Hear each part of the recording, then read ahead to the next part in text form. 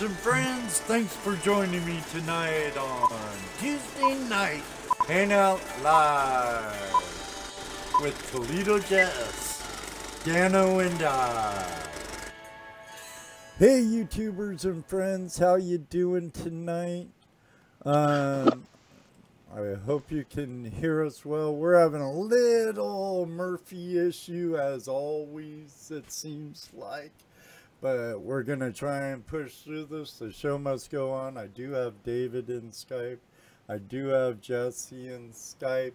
So stick around. We'll be right back. Hey, YouTubers and friends. I'm old, but I'm not dead.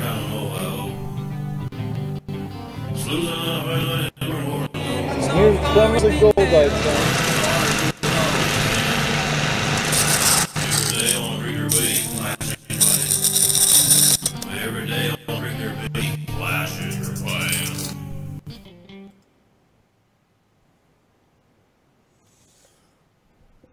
All right, everybody. You know how it is. I must be mostly Irish or something, man, because Murphy sure shows up a lot. And gee whiz, I don't know. But we've been having some technical issues with Skype. Dano's in the chat room. At least he's in the chat room. I'll be trying to pull him into Skype so he could get in with us. But I do have Jesse here, like I said. How you doing tonight, Jesse? Doing real good. Must be some Irish and blonde in you, huh? Well, I don't know. The blonde might be the deaniness and dopey in me, but I think the Irish is the Murphy. It tracks the Murphy. It follows you. It follows you around like crazy. Oh man, at the worst times too. It was working fine last week. You know how it is. See, we have Prospector Ruby. We have Mr. Lodak and John Shaw. We have Pirate Dredger from Scotland here. We have Jonathon from Indiana. There's 10 souls out there listening. We have a really cool guy on, a very inventive guy, crafty guy, handy guy. I've met him a few times now at several gold shows, Nashville and Dayton, and one day I'd like to get out on the beaches of Washington with him whenever I get out and visit home. Get all those magnetics. Oh, well, there's a lot of gold on the beaches of Washington. Yeah, if black sand's your problem, spin it off your solution. I must have said the magic word. Yeah. Well, how you doing tonight, David? Oh, I'm doing awesome. I ended up yesterday around 11. I left Camas, Washington, where I live, and got my limousine locked and loaded with all the inventory. And I'm en route to. I'm right now in Nebraska. Right. After driving through the night, and then I got like 4 hours of sleep this morning, and then continued on, and right now it's dusk where I'm at, and I'm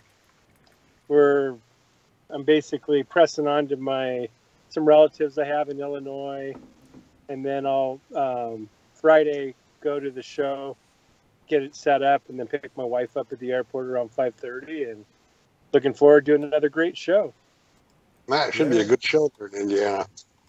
Yeah, unfortunately, I can't get Friday off anymore, so we're really under the gun at this one job, I guess, and they're like, no, we can't have you leave it, we really need you. So I'll be at the show for sure Saturday, Dave. Jesse and I and Dana will be working in the panning booths all day, or for most part of the day. But So they relieve us. yeah, until they relieve us. I want to be down there bright and early Friday, as you knew already, Jesse. I haven't Yep. even told Dano yet, and now he's hearing it. Yes, So, you're working till noon, then you're gonna run home and right, right, meet and me at Patrick's. right, somewhere, wherever. I'll call you Somewhere. on the road and find out where your guys are or whatever. But I Oh, won't be there Patrick's until Patrick's in the Patrick's in the chat room. right. There he is. Yep, he's having issues tonight too. Oh, it might be the wind we're having here in the Midwest or something. I don't know, but I don't. doggone Whatever. Murphy. Um, so last year you flew a lot to the shows. I know, Dave. What made you decide to drive? Well, what happened was I ended up back in 2003. I bought this limousine. I used to own Sterling Limousine of Portland, and when I decided to get out of that business, I have 5 kids, and so I decided I better keep the bigger limo out of the batch of them, and that's where the limo came from. And then in 2007, I think it was 2008. It might have been 2008. I went ahead and redid my car and had it repainted. And anyways, long and short, that was where the car came from. But Right. now I'm down to only 1 kid left in the house, and I started watching, on TV, like with the Gold Rush and Bering Sea Gold and Gold Fever. And before I knew it, I was like, wow, anyone can do that. That looks like fun. And so before I was looking at local clubs to get involved with and to get access to local claims in the area that I lived. And that was the beginning. That was 7 years ago. That's where, in fact, the first year of mining, I was privileged to meet Mike Pung at the gold show up in Puyallup. Mm-hmm. And he's been a real awesome friend as far as getting to go on some of the adventures. I'm on my 3rd season of introducing Spin It Off all over the United States. And we're wrapping up the 3rd season with the last 2 shows.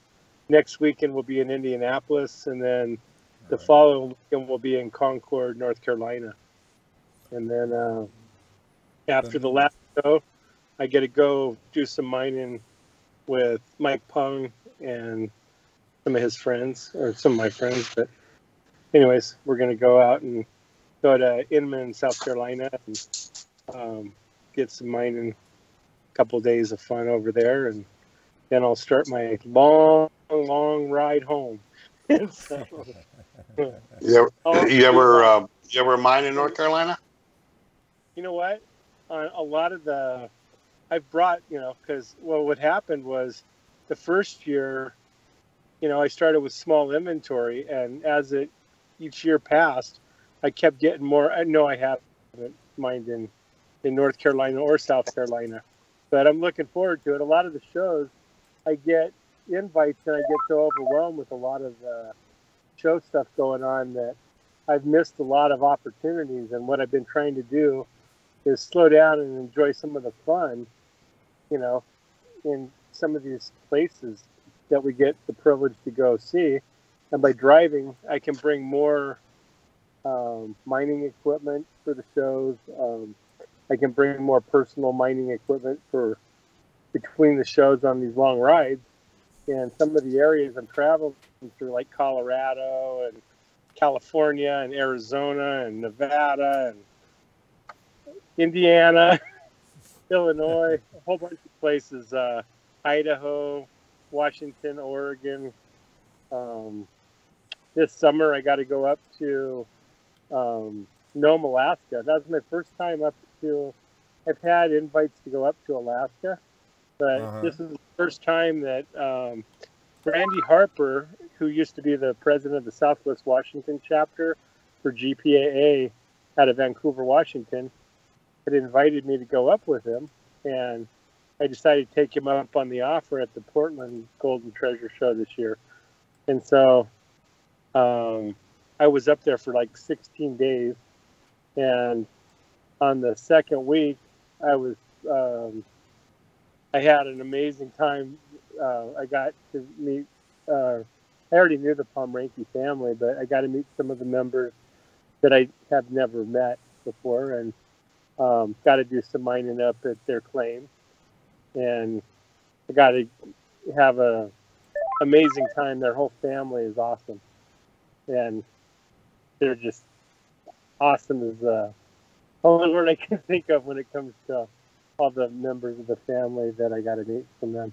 But Randy was nice enough to provide a place to stay up there, and we all had a good time and lots of new memories of adventures. And when you go to Nome, you can never predict what directional path you end up going down, other than it's an adventure.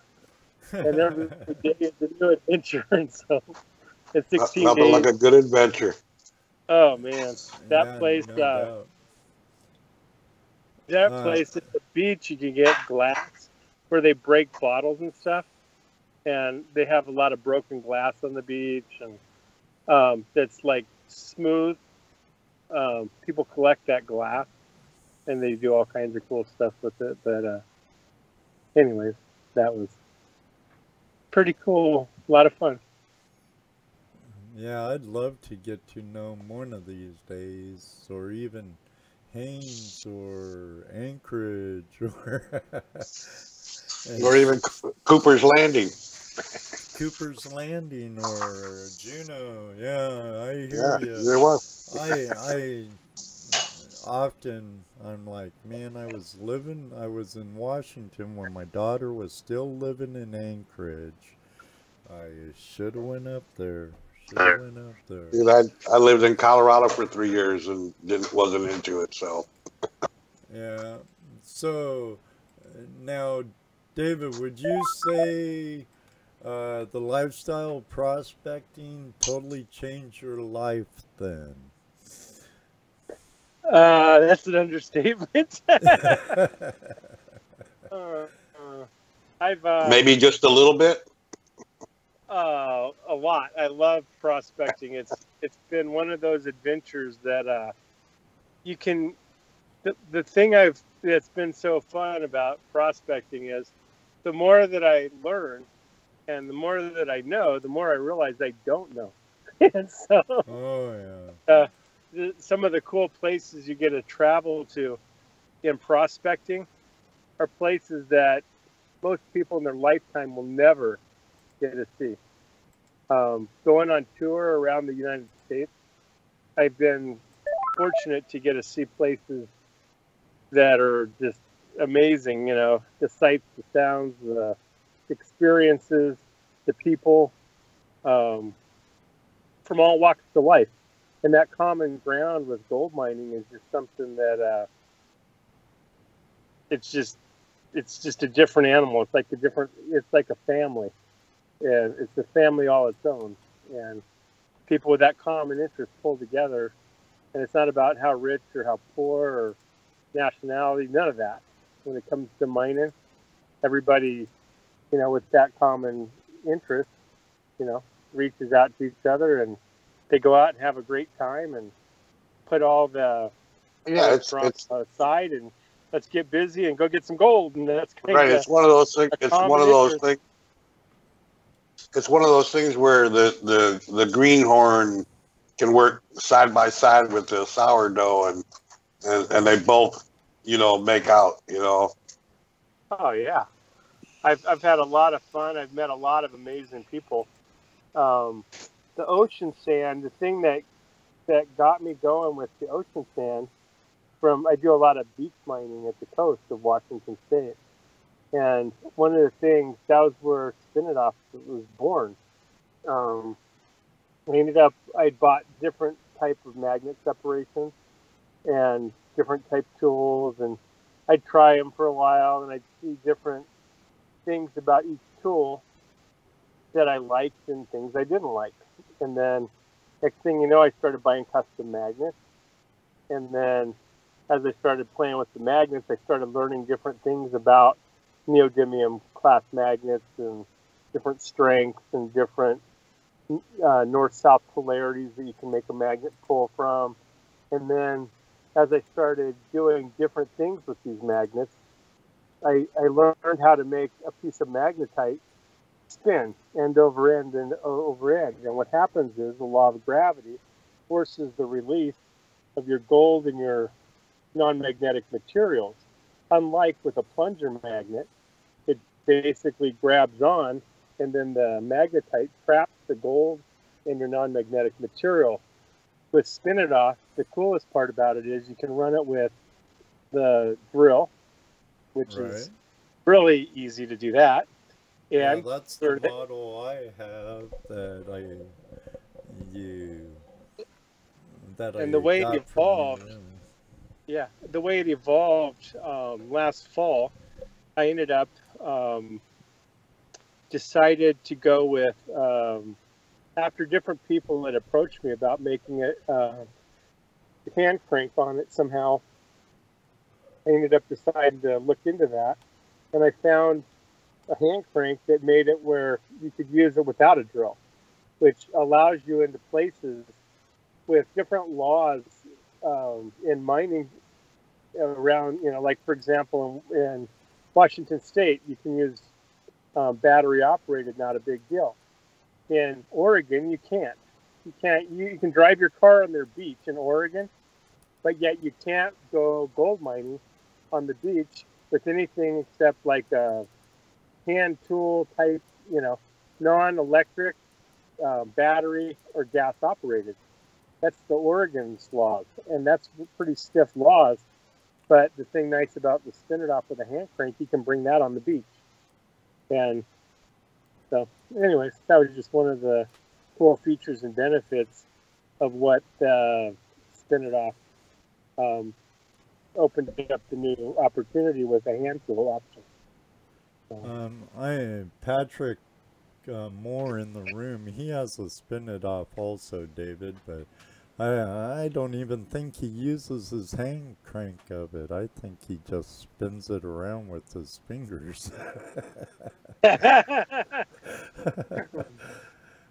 That's hey, whatever works. Everyone has their own way of using it, but when you get a little bit of momentum going, it makes it, makes the magnetite have a much more solid spin, which forces your gold and your non-magnetic to release even more effective. If you got enough spin, I mean, if it works for you, that's all that matters. I know I like hooking it to my drill and spin it off. So the whole concept of your Spin It Off is not just to grab the magnetics out, but for the magnetics to release the gold, right? That's why that's why it shakes, kind of like oscillates. Right. Well, like with the thing that was so cool from my side of it was that I like to gold prospect on one side, but what I found was there was a market for the magnetite. And so as I evolved with selling magnetite, I realized that the magnetite wasn't at maximum performance. And so as I evolved it, what I did, I started drying the sand. And then on round 1, you're 85%. Round 2, you're at 95% pure iron or magnetite, same thing. But round 3, you're at 97%. And by round 4, you're over 99% pure magnetite. What the big deal of this is that by being at over 99% pure, that means your gold is not in that magnetite. And at a very small percentage. And then what you do is, as you're running it on the tray, your magnetite grabs onto the tool. You take that material away. You put that in one bucket. The material remaining on the tray at the end, you put that into a second bucket. then you rerun the magnetite the next time. And then on round 4, what you do is any material that's left on the tray, which is, you know, much or very little amount of material, run that in a gold pan and see what your gold loss rate is. And this tool, the main thing about this tool is it's trying to help you get there faster and more effective than any other tool I've found on this planet. And I've seen a lot of different tools. I bought a lot of different tools. I have found no comparable tool that can come anywhere close to what Spin-It-Off's doing, and the amount of time it takes to use it, and the amount of volume of material that you can process through. And it's currently being used in commercial as well as prospectors versions. I've built models under the traditional model is approximately 13 inches length, and the larger model is 23 inches total length. And then we had one that I made recently for a commercial application, and that was 2 of them at 38 inches each on their length. That was my biggest one to date that I've made, and that was made for a commercial mining operation. Is that something that they would? Is that something they would hook to their sluice, or just for running over their pile to separate the gold? Because I know you have one that works on the sluice box, right? The G2 is the one that's evolving right now, and there's some changes. I've got a US. I just filed my final. I had it in patent pending, and it hit. I had a slow release on it because I'm trying to get some. I'm trying to make it all I can make it.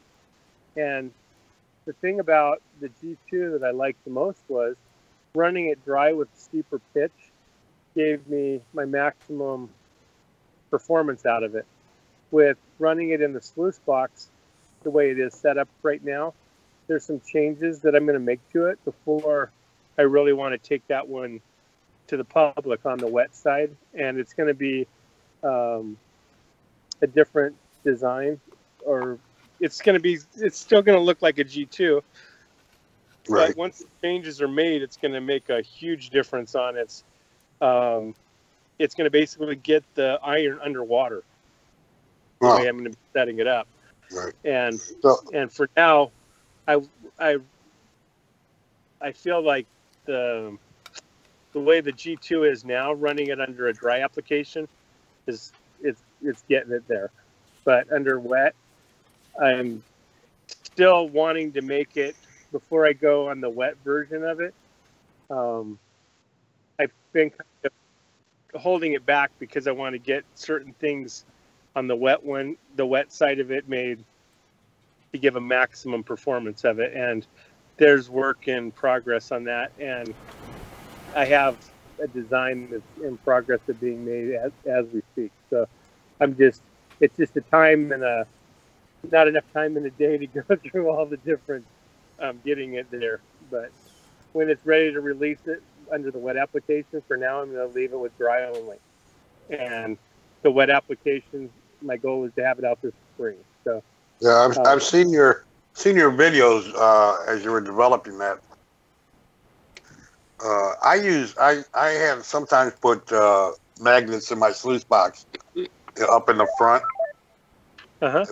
which creates a ripple effect up there and catches the majority of my black sands. People tell me, "Oh, you shouldn't do that because it captures your gold." Yeah, it does a little bit. I will admit that it does catch some of the gold, but hey, it's there. I'm not losing it. There's nothing that's 100%. Right. That's the beauty of the reality check here. Right. It gives a little bit of wiggle room there, but when you compare it to all the other choices out there, compared to what this is doing, it's been pretty much a slam dunk as far as, the commercial ones that I'd made, those 38-inch ones, with those, the way they're set up, they're crossing over a box, and they're dipping the tips into buckets and then releasing all the material that comes off of it, and they're doing different testing, but they're running a lot of gold through that.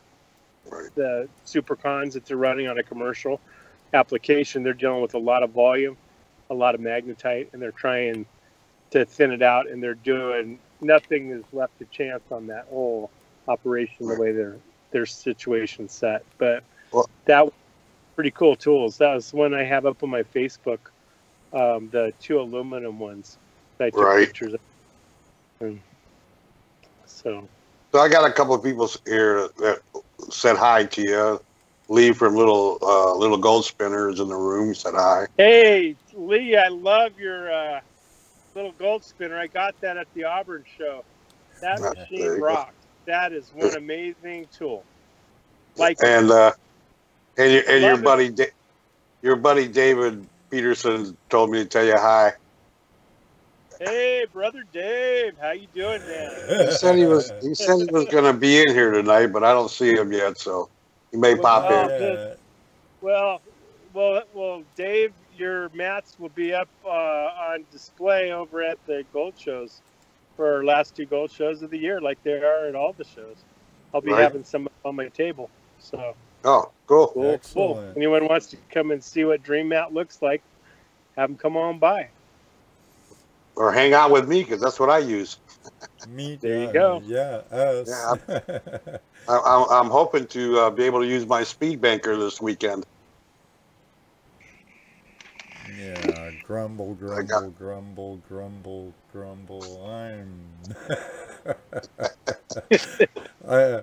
will get to do nothing but pan in a trough. Yeah, well, we'll see. It is what it is, you know. Yeah. Yeah, we'll see. I might be able to dredge with my Dream Mat, with the other Dream Mat setup we have, right, Jesse? On Sunday. Yep. On the spin it off tool, I got our first U.S. patent all the way through as of last June, where it got the full utility patent on that.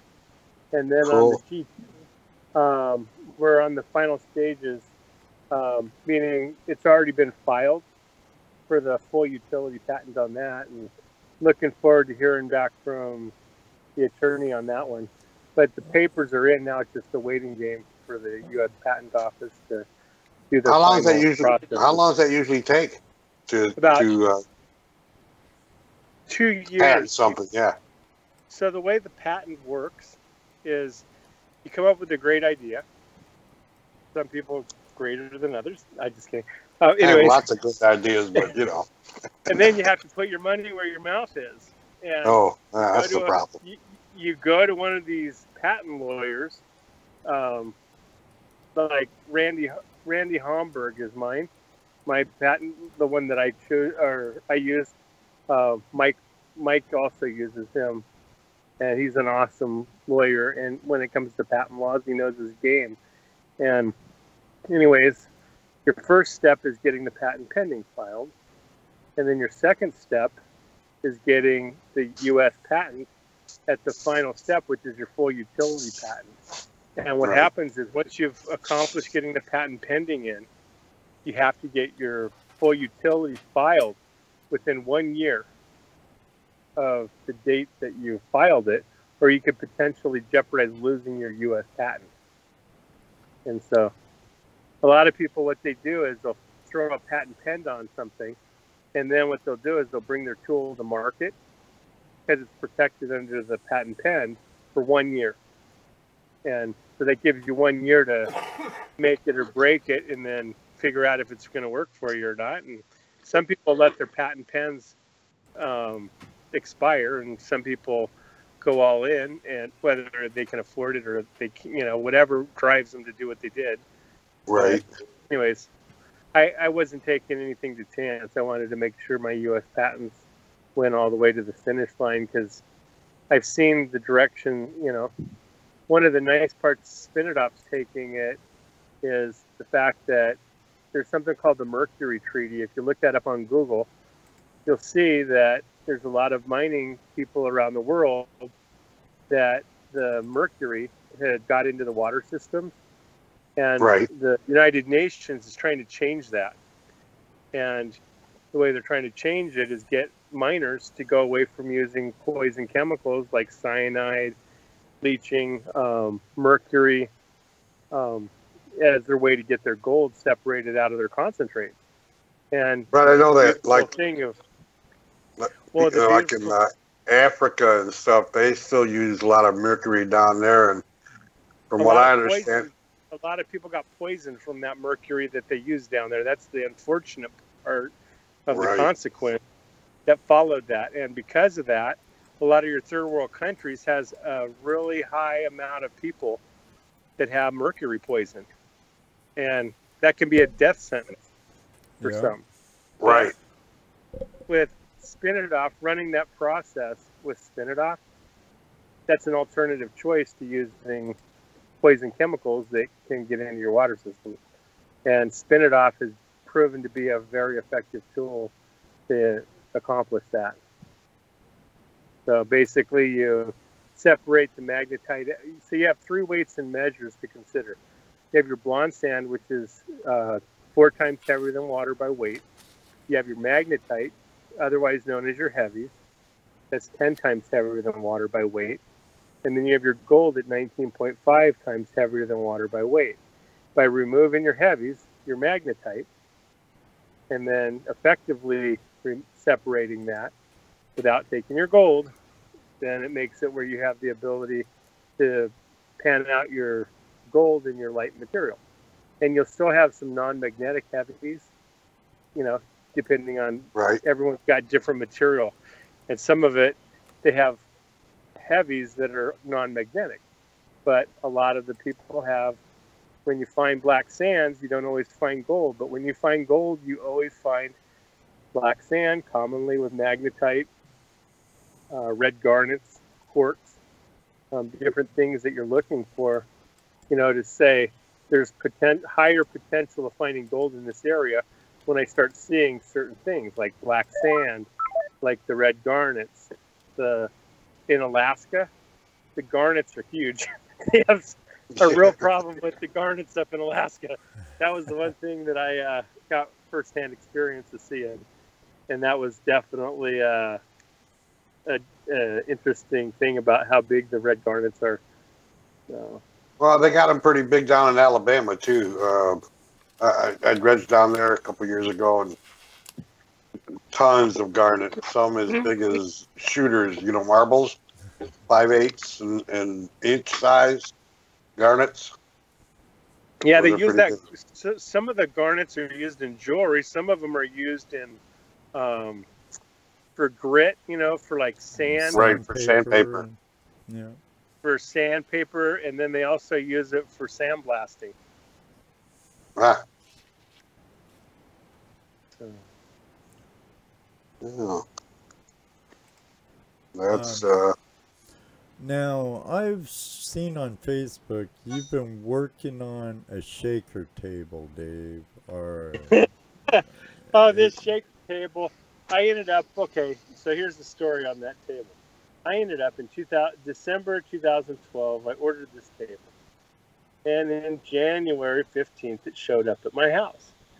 And then I had a slab that I built an extension on an existing slab. And it's like a foot thick concrete slab.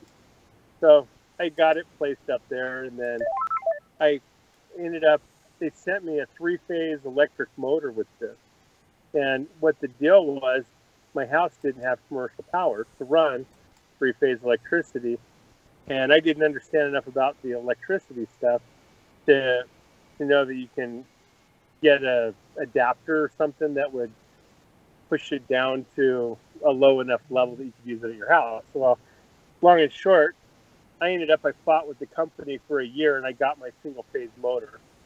And then Spin It Off launched. And then this year, I finally got this thing up and going. And then I cracked the foundation. And I just said, I'm done. I have an RP4 table anyways. And the reality of that table is a commercial table. that's designed to bring truckloads of material. And based on where it's located at my house, I couldn't bring truckloads of material to run on that table. So the reality is not there. That table is a perfect dream for the right person to own, but not for my world, you know. Not for you. Yeah. And so with that said, the RP4 will serve my needs perfect. But for somebody that's running high volume materials that gets it on how to build, what the deal was on the table, you're supposed to build the table and get it level, and then you build the concrete slab underneath it where it's been elevated. And they have I still have the rods that came with it that go into the concrete. And then you build this slab, and then you have the steel rods that go into the concrete, and then they're fastened on to the frame that goes underneath it. It didn't damage the machine when the foundation cracked. It just has such a powerful vibration when it shakes.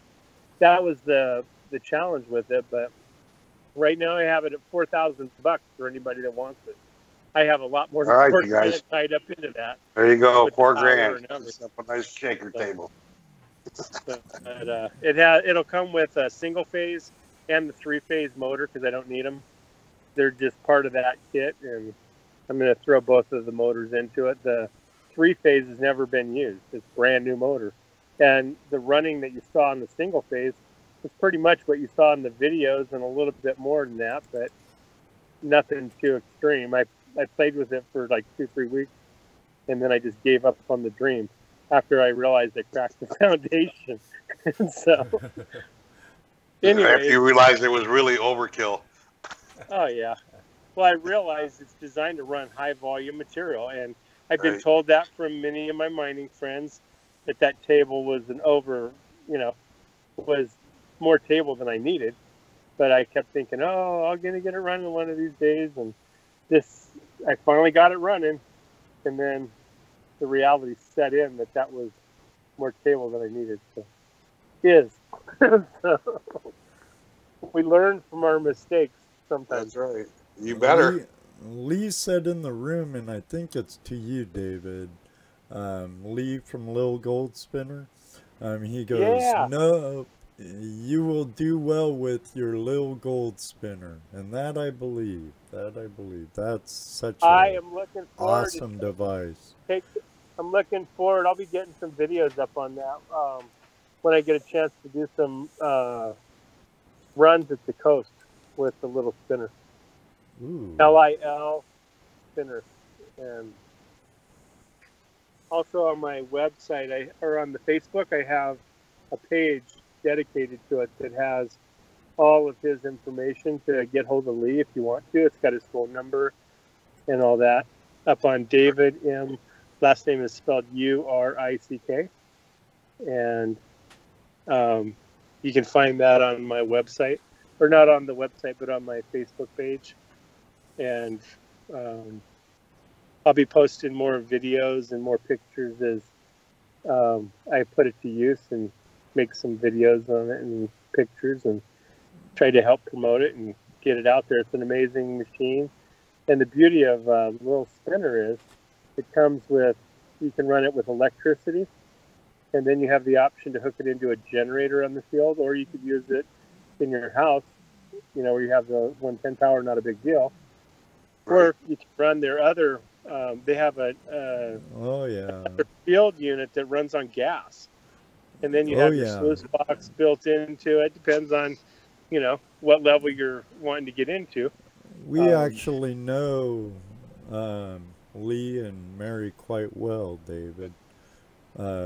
We see them here. They live in Indiana, so they're part of they come to the Buckeye Gold Rush and to Fosdick and cool. To Bill's Pure Gold. Actually, him and I'm not sure if Mary was with them or not, but they were down at a place in southeastern or southwestern Ohio just this past weekend with the Crony Club from Gold Prospector Space. Lee actually pretty sure she was there, sponsored too. that outing. Oh, that was pretty cool. Yeah, I wanted to go, but I wasn't able to, unfortunately. I have a question here from Patrick. Wants Yes. to know if he wants to know if you got a gold spin it off for the cube. For the gold cube. The spin it off for the cube. We're working on a G2 version potentially, and just a matter of when it's got it with the bugs worked out and working the way we want to see it work with nothing but the best. Now, and that's the key thing. It took a year of me slowing down because I didn't want to launch it, on a full launch until I got it where it's doing exactly what I want to see it do. And until then, it's not about how quick I can get it to market. It's about it doing what we wanted it to do when it gets to market. And that way the people that buy it don't have any disappointment there. So. Hey, David, when you have time, check out our Tuesday show that Lee was one of our guests on. It was a really good show. Yeah, Lee will be at the Indianapolis show for sure. Oh, and I think he's also going to be at the show in Concord. The Concord show as well. Oh, right. Yeah. But he was our guest on Tuesday night Hangout Live. A few weeks ago. It was a really good show. I forget what date it was, but it's back there. Somewhere in the archives. Oh yeah. Should check them out. All of them. Don Finley, Mike Pung. We've had some really good guests so far. That's really cool. Yeah, I've been really fortunate that a lot of the people, everyone so far that I've asked, for the most part, has been willing. Or in a little bit, I got some stuff going on, and I'm like, okay, cool. But never a no. You should get Brandon Johnson on there. You should get Brandon Johnson on there. Love to. CAA. Yeah, would like to. I've been wanting to get Richard on too. Richard Johnson, the claims director, or Richard Robinson, the claims director. He's from Tennessee, and I want to get him on. I'd like to get Kevin Hoagland on. You know what? I just spoke to the gentleman from Tennessee. I just spoke with him the other day. On the cool thing is, on Spin It Off, they're going to be making it available for the points from the GPAA club. Oh, cool. The chapters get these points, and they'll be able to buy Spin It Off using their points. Oh, that's cool. For the chapters, so that they can carry it in their inventory on some of the different thing, or for prizes or whatever they want to use them for. Mm-hmm. So that's a new opportunity that's coming up here. And well, that's cool. I talked to him this last week about that, in fact. And also, they have Spin It Off available on the GPAA.org website as well. And they have some of the green ones that are still out there available. Ah, cool. I'm kind of partial to the black one we have. It's nice. Oh yeah, I ended up when I took it into injection molding. Black was the only way that I could go with it, with how that unfolded. So I didn't have an option to keep it green. And so anyway, that's how black came as a reality of that's the new color, like it or not. So, oh well. So you want to take some phone calls? Oh, go ahead. Well, I just want to let everybody know to go ahead and call in if they want. Yeah, the number's on the screen. Call in. Lines are open. And please call in with questions for David about Spin It Off, Washington Beach mining, or whatever, please. Let's see. We just started this. We just started this phone line a couple weeks ago. Brought to you by our newest sponsor, Bill Brewer from Carolina Prospectors. So we've had a couple callers each week. Now I know how Mr. Tim Grimes, the creator, feels during the show. Come on, call in, somebody. It should be on the screen. You should be able to see it on the screen right now, Swiftwater. 419-741-4090. Yep. Well, and by the way, you boys make it up to Washington, look me up, and we'll have to go take it out to the coast and go do some beach mining. I'm up for that. And then I'll have to bring my 2 6-stack gold cubes with the gold bankers on it, which what that represents in Washington State, there's 10 square feet of matted surface allowed. Right. And then I also have my bucket flare.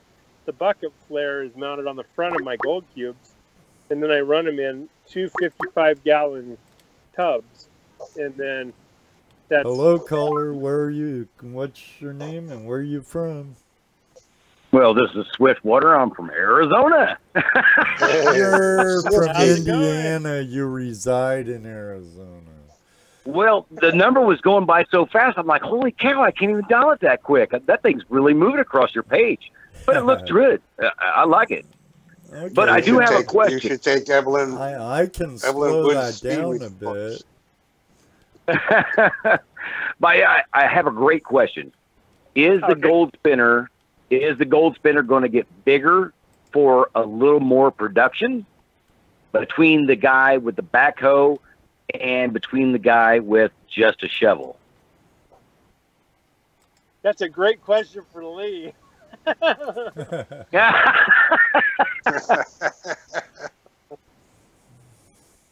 Well, I think he mentioned a little earlier, if you got here on time, Swifty, you would have heard him talking about his 38-inch. Is that what you said? Commercial 38-inch was a commercial one that I made, and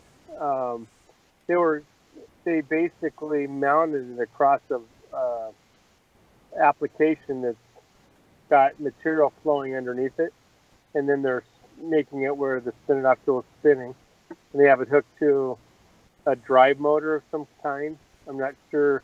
I haven't even seen what they're doing with it, other than they told me what they wanted, they gave me the specs, and I accommodated a custom build. And so one of these days I will be going out to see it and then see more of it, but I'm keeping it general as respect to the mine owner, not wanting me to reveal too much talk about what he did. But in short, it's going across an area, and it has the ability, just like a normal spin it off, except it can grab a lot more material because you got a lot more magnets inside of it. And it just allows more magnet power. That's all. Well, as far as speed, is it going to take more or just about the same? Speed, the key about spin it off, what it's doing is your magnetic material spins end over end. Vision a pencil, and you have a circle, which is the way the spin it off circle is, and that's your magnetite. And what happens is the magnet spins inside the tool, it causes the magnetite to tumble and up on the tip of it, and then forward, and then keep spinning based on the direction of the magnet. And based on that action, unlike a plunger magnet grabs the material, and then when you let the magnet loose, it drops the material. But the problem with that is it traps the gold in your non-magnetics within the magnetite because it doesn't have a release mechanism. And what Spin It Off's doing is it's causing that to spin end over end, and that law of gravity is what's forcing the release of your gold and your non-magnetic material. Okay. And running it wet, you kind of want to put it underwater to allow it to liquefy it. And then running it dry, you can hold it up to 4 or 5 inches away, and you'll start to see the material as you're lowering it in close, or the closer you get to it, you'll start seeing your material start to lift up and start spinning. I saw that one.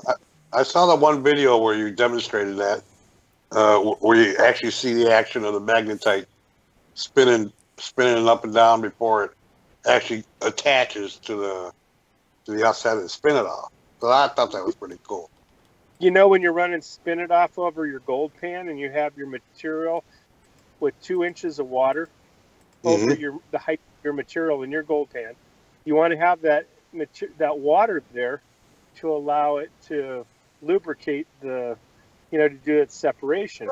As you're lowering the magnet or the spin it off into the pan area, you'll start to see the magnetite start to spin in the water. Right. And then it finally lifts up and away it goes.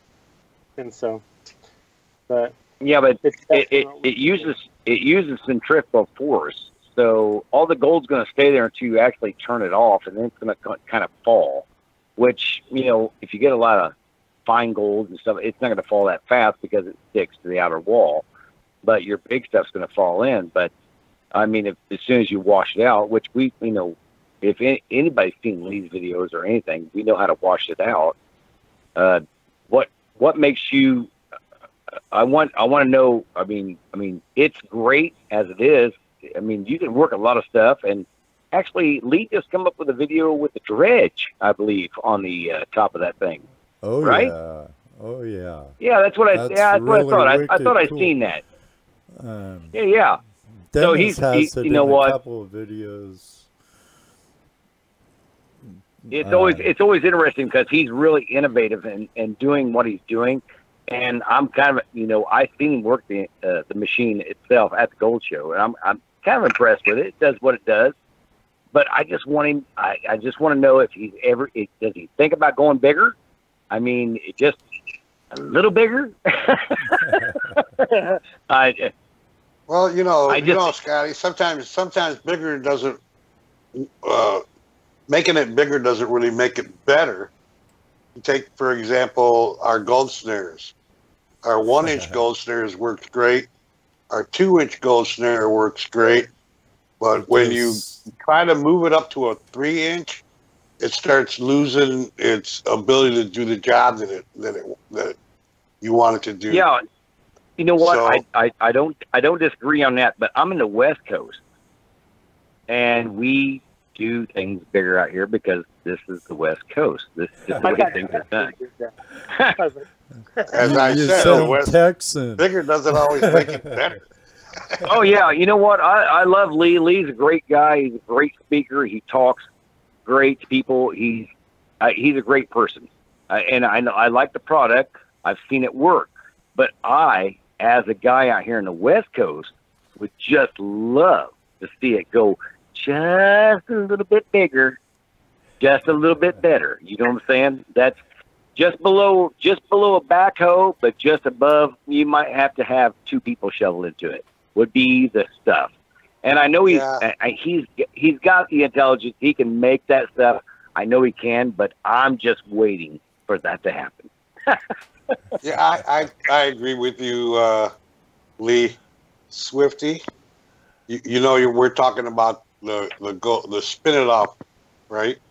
Which is magnetic. Yeah. We're taking magnetics off. It's not this little gold spinner. Well, we've been talking about the little gold spinner, but I think... Yeah, I was going to say, I thought you were talking about the little gold spinner. I'm like, man, if you can come up with something bigger. I want to see something big and great. Well, we're definitely out for call next time we have Lee Hirschenberger on, so you could ask him directly. Well, I mean, I'm just saying, I've seen Lee on, he did his thing at the shows. I really love his show. His program is flawless. It's awesome. It works. Bottom, period. That's the way it is. I just love to see it. I would love to see it in a bigger program. It would be more, more excitement for me. More commercial size you're talking about. A Well, big not commercial size wash plant. Yeah, not necessarily commercial, but just somebody that digs more. Well, I understand, but someone who's a full-time miner like yourself, where you could actually use like a mini excavator to load it or something, right? Yeah. Now, see, Ed, when it comes to that out here, you come under different conditions.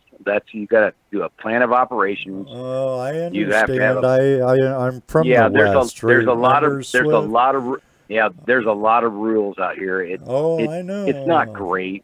I'm from born in California and mined all up and down California, Washington, Oregon. Then you know exactly what I'm talking about. I've had claims, and yep, once you get heavy equipment in, you have to have a plan of operations and yada. I mean, yada, you know what? Yada. It's a whole new game. Oh yeah, but I don't have $1 million bond to put on a claim, and like in California, if you do something, you know what? We just put down. We dig what we dig, and when we leave, we make sure that it looks just as good as when we showed up, or better. That's what we do. Right. And you clean up a lot of other people's garbage too while you're at it, just like a lot of us do. I hear. Yeah, you know what? Out here in the West, I am so sick and tired of target shooters. It is blowing my mind. I'm serious. I've got on my claim, they do long range target shooting because it goes right down a wash. Right. I'm picking up I'm picking up dishes from off of the house, TVs. I'm picking up trash cans, like metal trash cans, street signs, which I don't know where they come from. It's phenomenally crazy. Oh yeah, I used to see that crap. Pardon, beep. I'd see that stuff out when I lived over in Riviera, Bullhead City area, Arizona area, you know, or even out in the Mojave in California.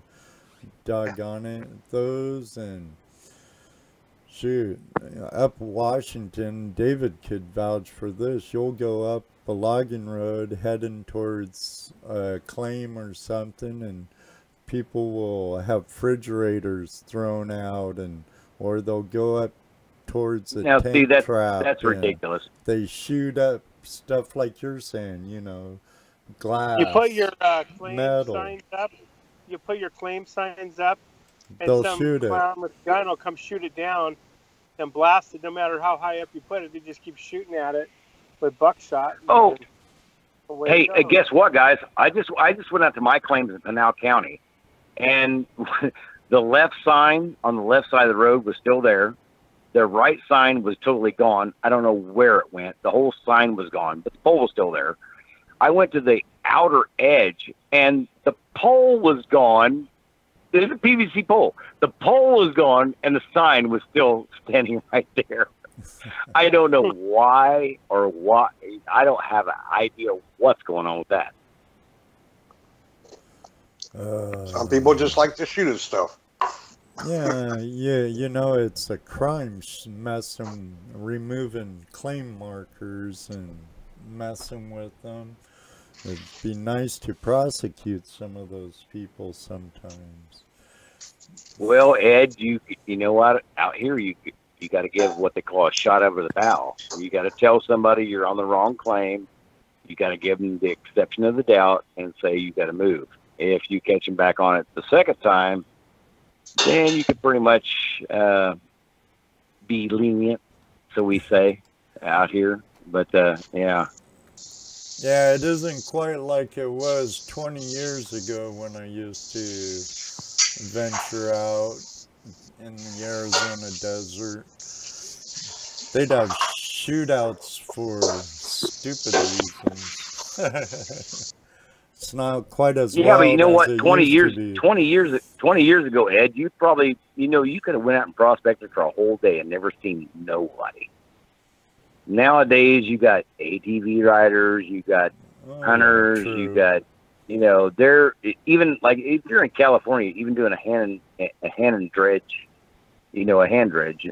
There's gonna be some fisherman's gonna sneak up behind you. You're not gonna see him, but he's gonna be there, and that's where you get caught. And I don't say that we should do things against the law, but what I believe that are in my rights and then against the law is two different things. So a hand dredge, you mean like the kind you pump, like a air pump?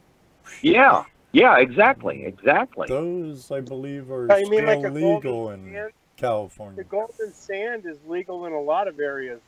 That's made by Red Wilcox made the golden sand, and that comes with a 2-gallon bucket, the 6-foot hose, and then a variety of hooks for it.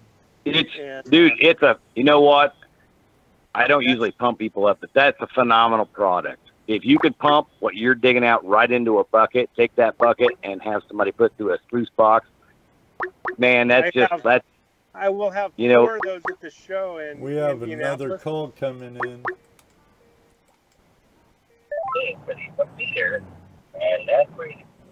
Hey, Jonathan, turn off your radio.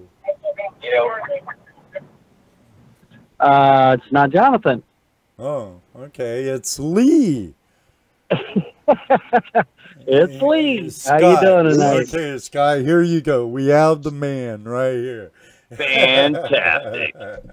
But this show's about David.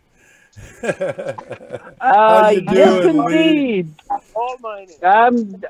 I'm doing well. I thought I just had to call in and clarify that, this show is about David and Spin It Off, not Lil Spinner.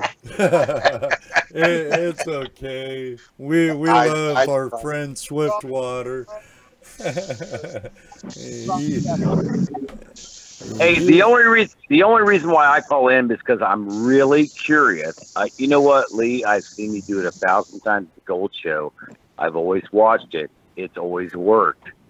You know what? I don't have one, but I still have that curiosity because I've seen it. I've seen what it does, but I'm just not there yet. And I you know what? I just like to know: are you planning on ever just a little bit bigger?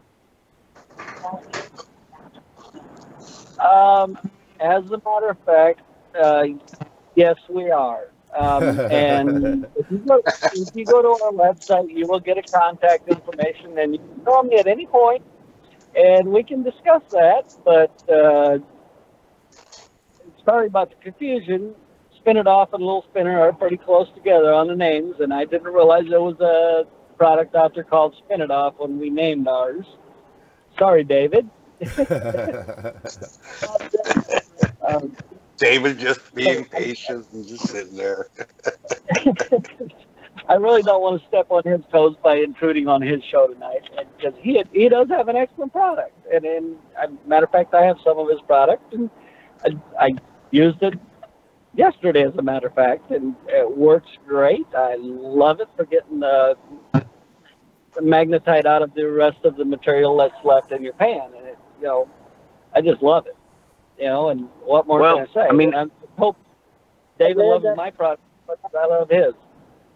I didn't mean to step on any toes or anything. I just want to know if it's going to go bigger, because if you did a little bit bigger, it might be a little more effective for people like myself that likes to work a lot of stuff. And we all know how a centrifuge works. It works really good.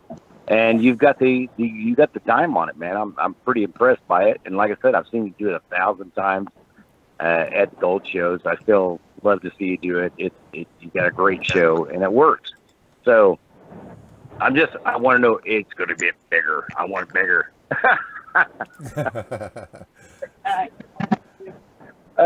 Well, isn't that what us guys always want, is bigger? Yeah. I was going to say something about that, but it reminds me of Tim the Toolman Taylor. Well, you guys got to remember, I don't go out for like a weekend at a time. I go out for 6 months at a time.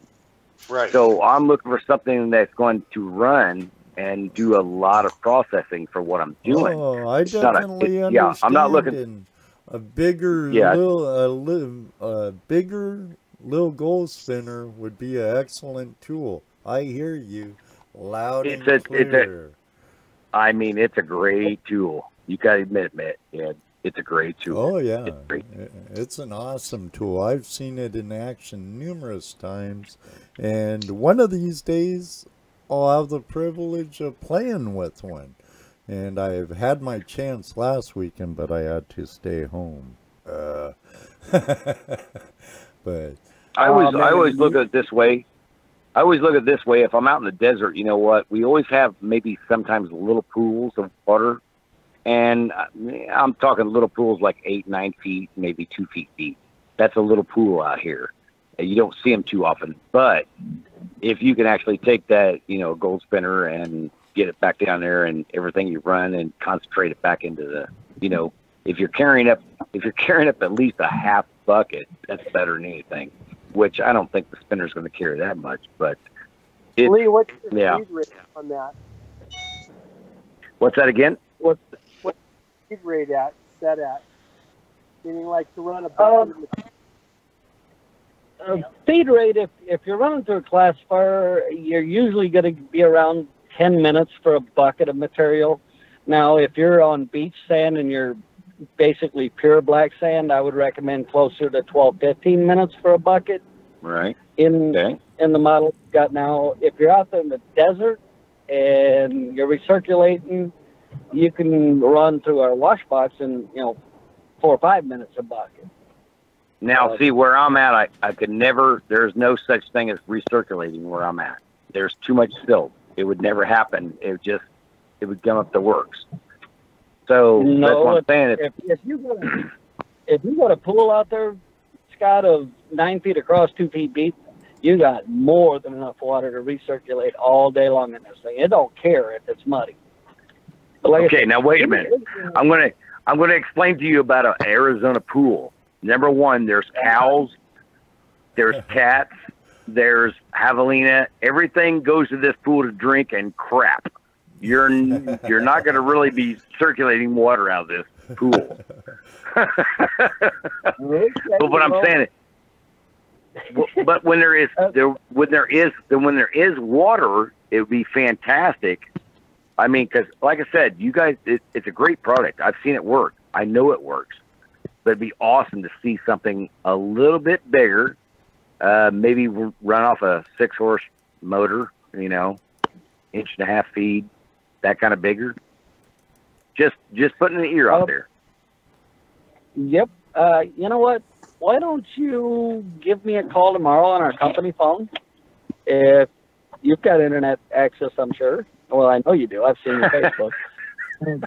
Look up our website, give me a call on the company phone, and I can tell you what's in the works for sure. And I can explain a little bit about what this thing does in the desert. Because I have run it in Arizona. Hi, I mean, like I said, you know what? I always... Hi, Mary. You have to remember, Swifty's got his own special problems. Lee, what is your website? The AUL, well, actually, it's just the AUL.com. Okay. What? Sounds good. The THEAUL.com. Cool. I might have it. No, I just, like I said, I always thought you guys had a great product. I've seen you guys at the Gold Show, and man, if it was a little bit bigger, it'd be really exciting. I'm just saying. Just from what I do, if you were a little bit bigger and made a little bit bigger, it'd be really exciting. I think we can accommodate you there, Scott. Cool. I'm sure he could custom build whatever you need, huh, Lee? No, yeah, go ahead and put words in Lee's mouth. Well, you know, hey, gold digging in the desert's not getting easier. I'm just telling you, it's not. No, it's something we're already working on, Scott. So yeah, it's definitely in the works. But yeah, like I said, I'm not. I don't want to step on Mr. Dave Urick's show tonight, because tonight's his night to shine. If you could give me a call tomorrow, though, I'd be more than happy to discuss it with you and tell you what we got and where we're at with it and all that. Well, no problems. It was just a question I was going to throw across tonight. You know what? I haven't been able to call Ed's show for like 2 weeks because I always get home late, and tonight I actually caught it, so I was pretty proud of doing that. So I'm putting the website up in the chat room now, Scott. Yeah, I got in just a little bit before you did there, Scott, and I was, well, a friend of mine there, Dave. He's, you know, I've known him for a couple of years now, and he's got an excellent product too, as far as for separating the black sand out of gold, and well, separating the gold out of black sand, or whichever way you want to put it. Yeah, you know what? I did a lot of informational videos and stuff like that, and I went down through the line, and I've tried different things, different mats, different setups, different. If you watch my videos, you'll find out that I do not stay the same. And actually, this year, as of last year, I found the setup that I think I want to stay with, because I know what collects the most gold. So I'm going to try to do something this year. It's going to be phenomenal. And I hope Ed follows it a little bit, because I always be promoting his show, which I didn't do it today on the live video because I messed up. But anyway. I was watching. I was watching during break. I had to get off. It was time to go back to work, or I would have stayed a little longer, Scott. Well, when I seen your message, Ed, come in, I was like, and I was going out. I was like, oh, that's what I freaking forgot. Son of a gun. I'm like, guys, I don't write anything down. I just kind of fly by the seat of my pants and just, I talk about, I talk about things that's happening and things that are going well. So. And then you said that, I was like, oh man, that's what I forgot. I knew it was Tuesday night. I knew I was forgetting something. And the old lady laughed about it, of course. But I tell Ed he needs to write a cheat sheet on his board there, so he knows what he has to say. I have a whiteboard up now too, Jesse. Just it's blank. Yep. It's blank right now. I try and take notes, but I'm like you, Scott, a lot. I shoot from the hip, ad lib, no script. We have an idea what we want to ask and stuff. We're not as professional as Mr. Tim Grimes. Well, everybody, you know what? If you ever been around me, you'll know that who I am. I just like to have fun. It's a fly by the hip kind of thing, and I just like to deal with it when it is. It's just like to have fun. But yeah, you're doing a great show, and I'm really appreciative to actually be on. So. We'll have to have you on again. I'm gonna have Rich Cooley on here November 14th, and then you better watch it. That guy's a wealth of information. Oh yeah. And then hopefully get Ron Harrison on, and then Dennis Dayton, in no particular order, but then I'd have all of you guys on. Then I could start all over again later. Hey Ed, you're else wanting to call in. You're still listening to Ed. You're still listening to GPS radio, right? Oh yeah, when I can. Okay. I was in there this weekend for the Sunday show. Now I didn't get a chance to do that because I was at the AMRA outing, which was phenomenally awesome. Just saying, it was totally cool. Oh, I bet. Well, you know what, we showed up just one night, but you know, I don't consider myself, you know, all that. I love to show up to be supportive. And actually, me and the old lady and Jim Hamilton was actually the only people out of Arizona that showed up there, which I was really surprised. But hey, it was still good. We showed our support, and it works, and it is what it is. There you go. I know I wouldn't mind getting out there to one of them. It'd be nice to meet Shannon Poe and some of the other members.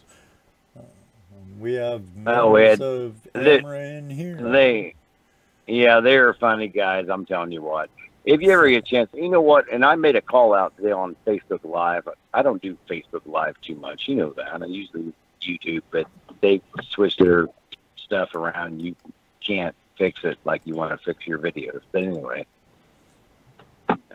it was a great outing this weekend. It was awesome, and I hope you know what. I'm calling out the East Coast, like I said on my video. I want people, you know, you guys back there don't think it could happen to you, but it can. Look what we talk about that. We talk about that often now. The stuff that happens out in the West Coast does trickle down to the East Coast, and it affects everybody at some point. Exactly, I mean, that's brother. something that you know, that's been like that forever. You know, if it happens out in the West Coast, eventually it'll come out here, and good or bad. Yeah, you're right. You know, it's going to be funny because you guys back there, you're going to be prospecting, having fun. You come out here, and all of a sudden there's a bunch of rules and stuff like that, and it's going to trickle down to you, man. I'm just telling you guys, man. Just look into Amra, man. Just look into it. And find out what they can do for you. I'm telling you. I have a link down to Amra in my descriptions. If you go down, if you're interested in Amra, there's a link down there with some other organizations that help people in our lifestyle and anyone who enjoys the outdoors. Let me take a quick commercial break for my friends over at Prospectors Radio, and we'll get back more with David Urick of Spin It Off and Columbia River Mining Supplies. Thank you for your support, Scott. Are you going to be in Indiana? Actually, I was actually thinking about it, but you know what? Things go... so rough with the gold season and the money. It's kind of it's really bad. You don't want to go at Christmas, but then you can't go too early because you're getting ready to start your season. Oh my God, it's the double-edged sword. I understand. Your season is starting here, PDQ, so. Yeah, I mean, I really wanted to be at the end of the gold show, but I just don't think I can make it now. I've been down so many times this year, it's unreal. And it's not because of money, it's just because of time, the things that's going on. Oh, that I understand. I get nowhere near to the places I want to and stuff I want to. I definitely understand. Hopefully, if things work out, we'll see you in Viva Las Wages. So, for that show.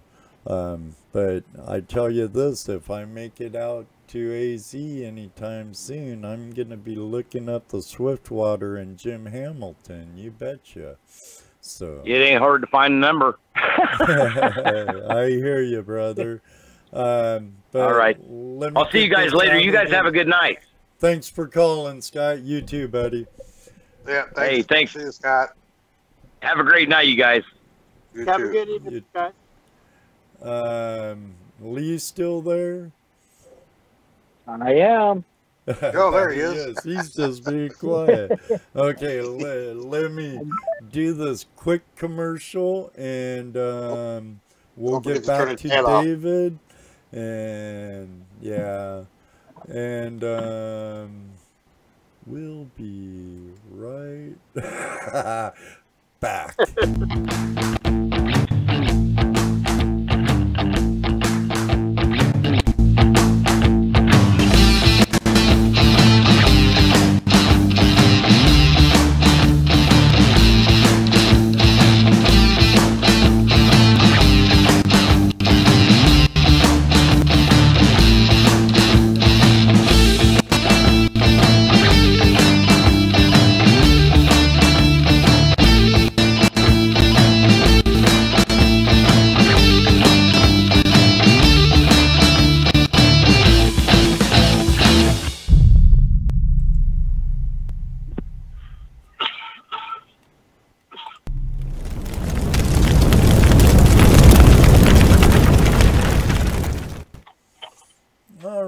And we're back with David Urick of Spin It Off, and we still have another fine inventor on the line still, Lee Hirschberger. I hope I'm saying that right, Lee. Dave's still with us, right? He hasn't left. Okay. Thank you for calling in again, Scott. And do you have any questions for David, Lee? Well, actually, I do. I was wondering if he had a chance to go play on the beach yet. I haven't. I got back home and then I had to full throttle to get ready for the 2-week show because I was driving. And so I had to build up, get all my inventory ready to go. And before I knew it, it was time to leave. And so, but, I just see you're probably headed for Indy now already, aren't you? I am in Nebraska at a travel center. Yeah, he's on the road. Oh, well, heck, if you're in Nebraska, you're only about a day away anymore. Yep. I'm about another 11 hours of driving. Yeah, well, right now he's sitting in a parking lot taking a break and chatting with us. That's good. I know the feeling. I know the feeling. Well, if you're inclined to and you've got a little time, which if you're 11 hours away, that means you'll be here, I don't know, about Wednesday evening, Thursday morning, and you want to spend the day, give me a call on our company line tomorrow, and I can hook you up with some gold in the neighborhood up here. I mean, it's not like what you're used to in Washington and Oregon, but we can go out and play in the creek. On Wednesday, I was going to, Wednesday and Thursday, I was going to Illinois, to Effingham, and I just see some of my local family I have back there. And then on Friday, I'll be at the show. And then after that, then I'm going to be heading up to see my dad over in Maryland and check out some family. I appreciate the offer. Well, Rig, one of these times I need to go mining with you.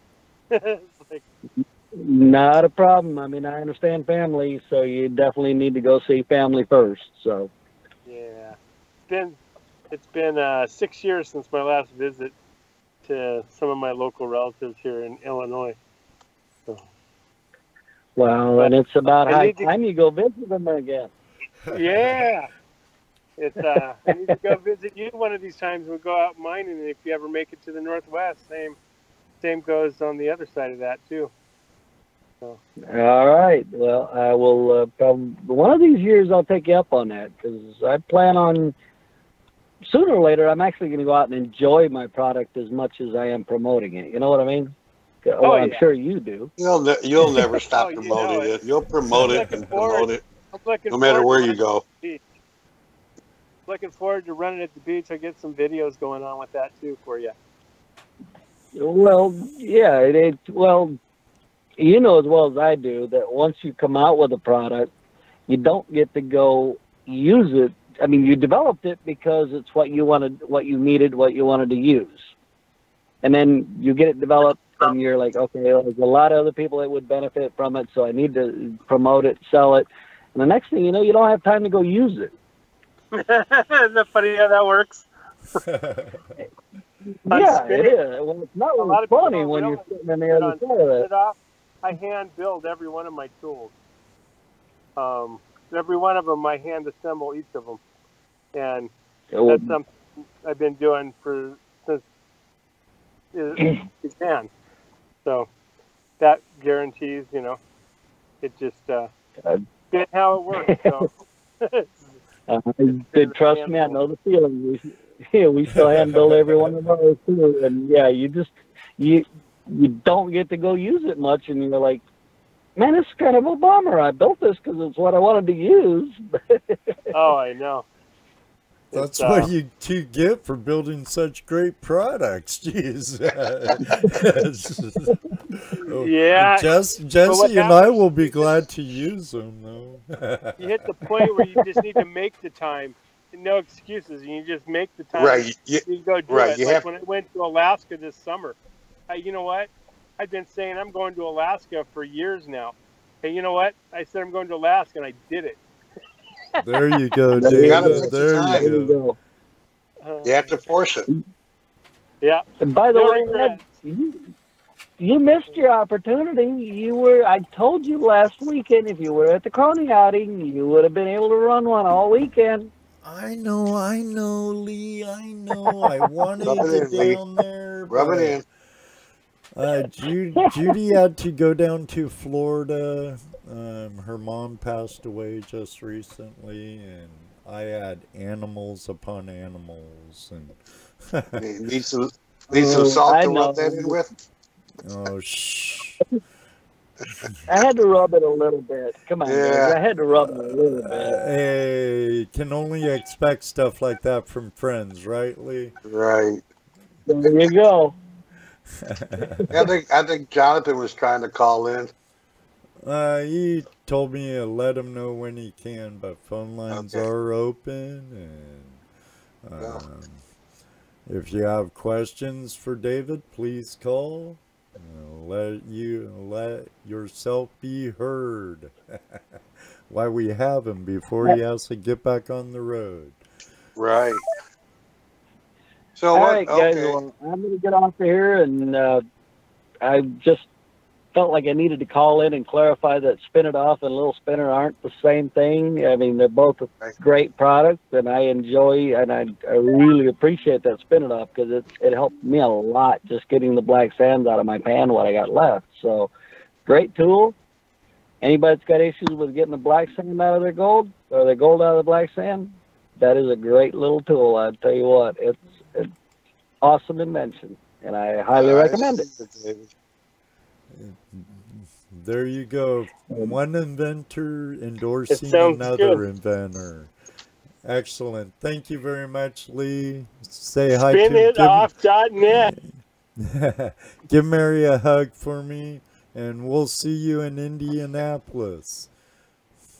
All right. We'll see you guys on Friday. I'll be there Saturday. I'll be rolling in after work Friday. They're making me work. So. All right. We'll be there Friday evening, so you know where to go if you need a bite or a drink. All right, our buddy. doors are always open. Thank you. Thank you. Sounds good. Thanks for calling. Have a nice evening, Lee and Mary. Yep. Same to you. Safe travels there, David. I'll talk to y'all later. Bye. Bye. All right, everybody. Phone lines are open. Call in with your questions. And Jaron, a little while ago wanted to know if you'd explain how the magnetites are actually separated from the gold. I'm not sure if he understood what you were talking about before. What it is that the unique part about Spin It Off is that the magnetite part is spinning. And what that means is it's tumbling end over end over end. And the non-magnetics isn't spinning. The gold isn't spinning. And so when that spinning magnetite hits it, it forces it to release. And that's the only way, that's basically how it separates. Okay. hope that helped you out there, Jared. And then there was another question by Ronald, who was asking about it attaches to any drill, and that was answered in the room. And you should have been here earlier for that part, Ronald, but thanks for being here. All right, phone lines are open. Wait. Got a question? Call in. Don't want to. I'm sure David wants to get back on the road eventually. So call in.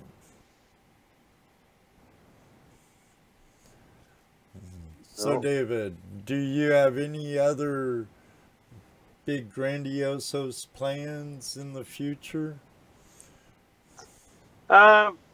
Just a lot of, I have different stuff I've been working on, and I kind of focus on a lot of it one at a time, but I kind of keep some stuff on the shelf and just save it for a rainy day, and then someday I end up pull it together. There was one that I'd made called the bucket faucet. I made that one like 6 years ago. I might bring that one back. I've been undecided. But basically what it is, it's a faucet that you hook to your water pump. And when you're using your gold concentrate, or, when you're running, what it did, put the pipe away from, 4 inches away from the bucket, so that the hose comes up, or not the hose, but the PVC pipe comes up and goes over the center. And your 5-gallon bucket lubricates. When you're, so you can have one person running, where you keep adding material into your concentrator, and then you're working it, and it stays where it's overfilling with water the entire time, instead of the other way where you're taking another bucket and shoveling it in. But that was one of the ones that I've been on the fence on bringing back. I've been undecided, but I might. That one was kind of a cool. Our buddy in Juneau, Alaska, Ray Russo, wants to know what kind of magnets you use. Neodymium. And neodymium ranged from N35 weakest to an N52 strongest. And the magnets that I use is only N52. Just because I want to only use the strongest on the strengths. And these magnets that I'm running are actually custom made. And your north-south polarities, I have them set a certain way that causes it to make the iron spin on the magnetite. That's what creates the spinning action on that. All right. So do you have them stacked? Do I have them? Yes, I do have them stacked. They're stacked inside. The large spin it off, I have 3 of them. Okay. The length of the magnets are a 1-inch circle and a 2-inch length. So they're 1x2s. Okay. And they're disc, solid disc, or rings. And then they have a hole through the core of it. Okay. That the rod is fastened to, with tight tolerance on everything. Okay. Yeah, because I did a little bit of research on magnets myself, because I was, I saw a video about someone who made a sluice box just using magnets underneath it, a line of magnets. The line of magnets is that you don't have the spinning action, and the spinning action is what makes all the difference. That's what separates the magnetite from the gold. Right. But like I said, I do use a row in some of my sluice boxes just before the matting, which if you run it long enough, it creates a ripple right there, helps smooth the water out. And sometimes, when I do clean it out, I do look for gold. And I do get 1 or 2 pieces in there, but it doesn't catch it all. So That's so that's how I use magnets. Oh, that's pretty cool. Because we don't have as much magnetite here as like what you have out west, especially on the beaches. I mean, we had magnetites and that, but not in the quantity that you have out there. I wouldn't be quite sure about that, Joss, but I've seen some of the stuff they got out there. Oh yes. I mean, I'm not running into that much magnetite, where I've been. So. Right. Yeah. Okay. But that's for in the good gold areas, like over at the beach where I worked at, it's crazy amount. It's like up to 60% magnetite in the material. And so Spin It Off has done an amazing job on getting it to separate out. Right. Well, we've used it. We just don't get the magnetite like you do out west. I mean, we got glacial gold here, so yeah.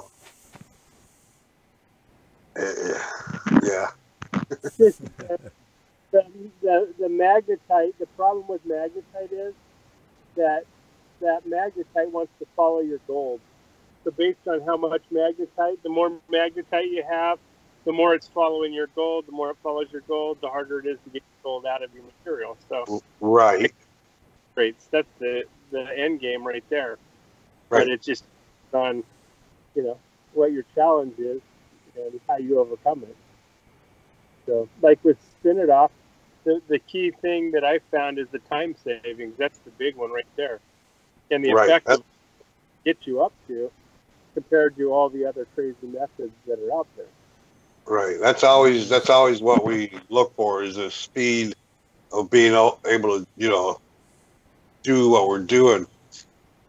Get our cleanups done quick. Get our panning done quick.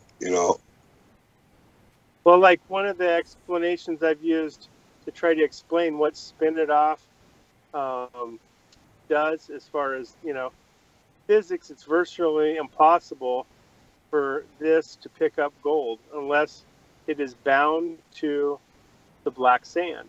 The spinning act ejects the non-magnetics, like a boat propeller. The highest magnetics furiously fight for the real estate on the magnet. This is not a cheap plunger toy. This is perhaps the best mining invention of the decade. Well, I like the way it works. I mean, it's really awesome the way it works, and it picks up all the magnetites and all your magnetics and everything. It works great. Oh yeah.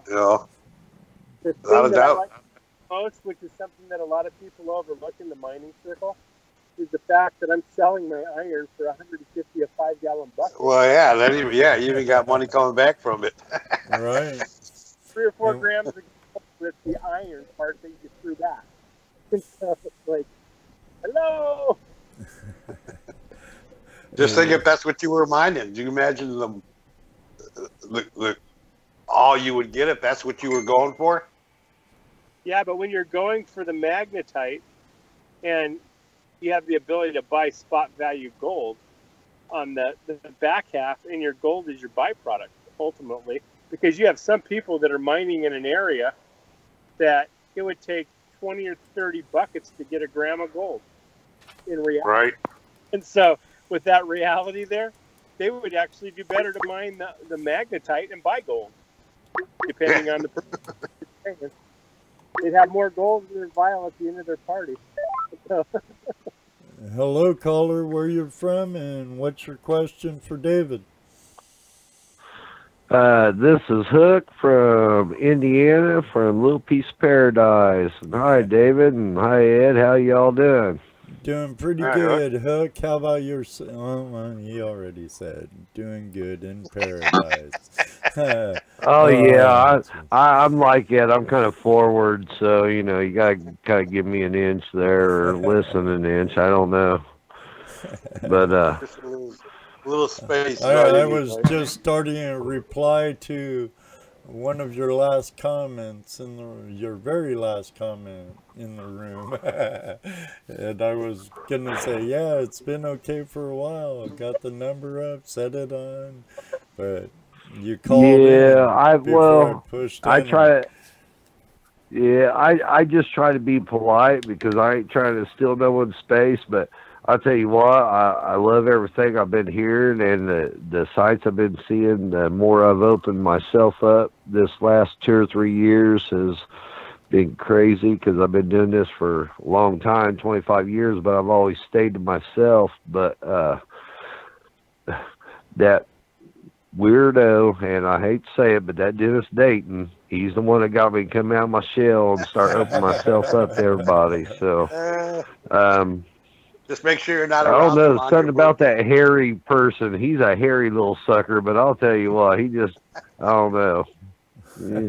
But, anyway, one question, which I know you was saying a minute ago, that you're with your timing and everything due to money, because it takes so much to run an operation like you run and stuff. So, but I would like to see you make your way over into the Ohio and Indiana area sometime. And if you do, hopefully many of us around here that haven't got to meet you will get to meet you sometime. So yeah, I will be at that Indianapolis show for sure. And that was pretty much the GPAA circuit is one that I've been trying. I'm on my 3rd year of going to.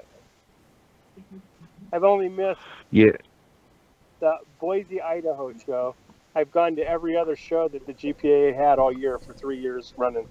Right. And I had to trump the Boise show. My son was graduating high school. He wins. Yeah. Right. Yeah, and and the same thing with Scott. I mean, just when you're so busy and you're always on the road and you're traveling, making your money different places, it just makes it awkward. But I mean, I'm a little more home based, and I've got a variety open to me.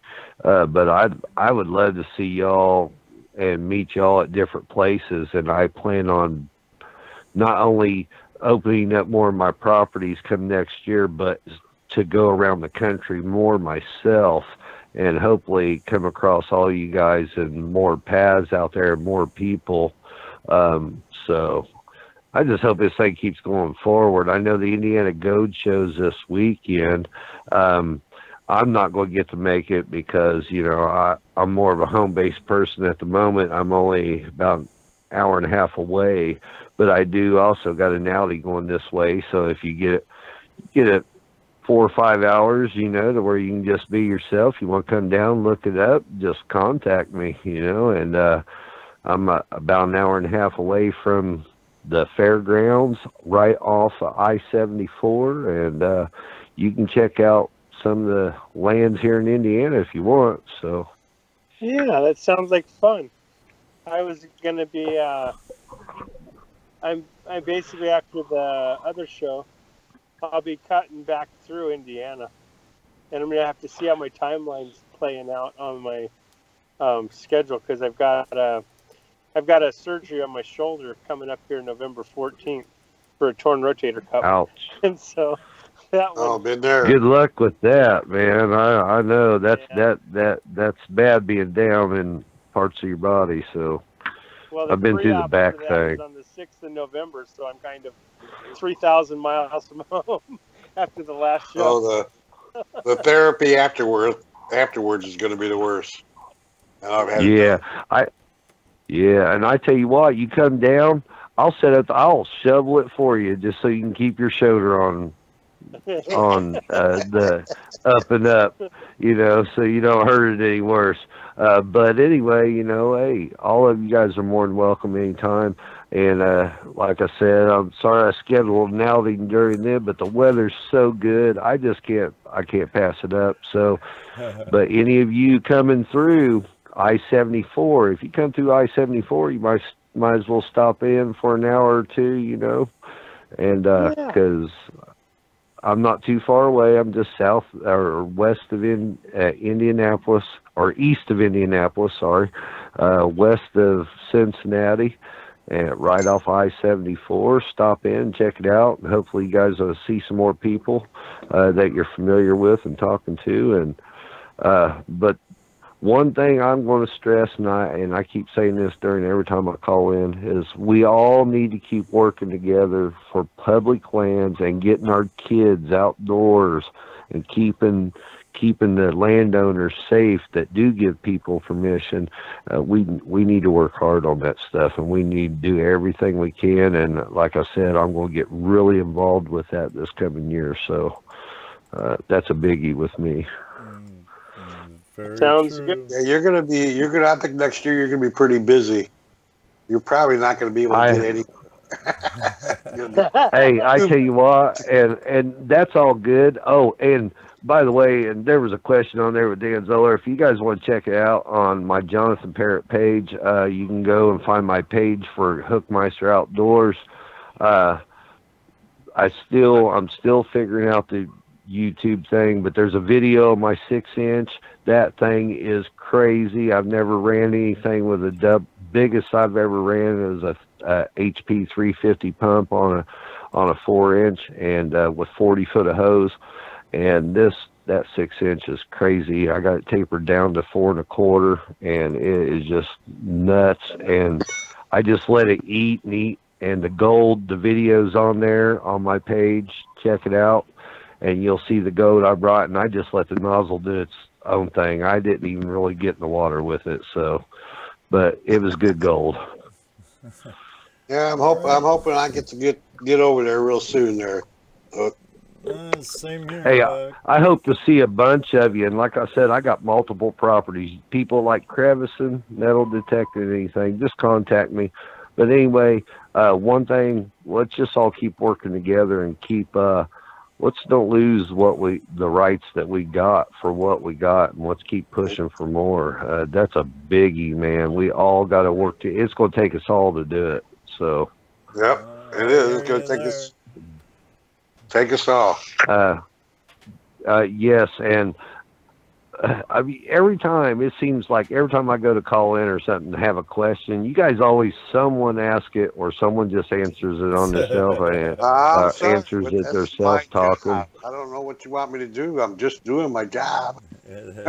Hey, and that's all good. I'm glad you do, brother, because I'm doing my job too. I'm sitting here taking care of the family and drinking some whiskey. So you know. There you go.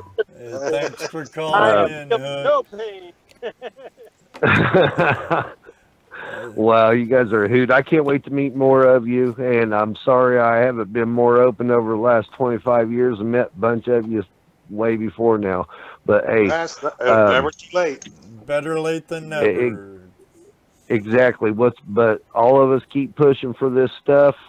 Keep these kids outdoors. I mean, technology is good, but daggone, it's not everything. And we all know that, and especially as prospecting or full-fledged miners, you know, the math might say one thing, but Mother Earth's going to tell you something different every day. I might want to talk to you about getting some scouts down to your place. Hey. Scouts. We'll talk about that another time. Well, hey, yeah, just call Jonathon me. The Parrett. phone number. Ed's got my number if you don't already have it. But okay, and what's that, Ed? Well, I was gonna say you're our guest on the 31st this month, so. Yes, sir. I got Skype on there. Got the webcam going. Yeah, we'll be talking a lot about Hookmyster prospecting and outdoors and what Hook has planned for his properties and outings and all kinds of other stuff. So, oh yes, we appreciate you calling in, Hook, and hopefully I'll meet you sooner than later, my friend. Hey, I hope to meet you all sooner than later, because later might not be good for none of us. So, hey, yeah. Nice talking to all of you, and thanks for the time. You're more than welcome, buddy. Have a great night. Take night. it easy. Good night. You too. Bye. All right. Call in. Please call in. Use that number that we got now. Call in and ask David a question. We still got David? I think so. Yes. So, okay, David, here comes a question for you. You ready? Are you there? Uh-oh. We might have lost David. I think we lost him. We sure did. Yeah, it's looking like... Here he comes. Oh, there he is. There he is. You back? I see your steering wheel. David? David. Oh, no. Shows it's still here. He's still here. Yeah, I see your steering wheel.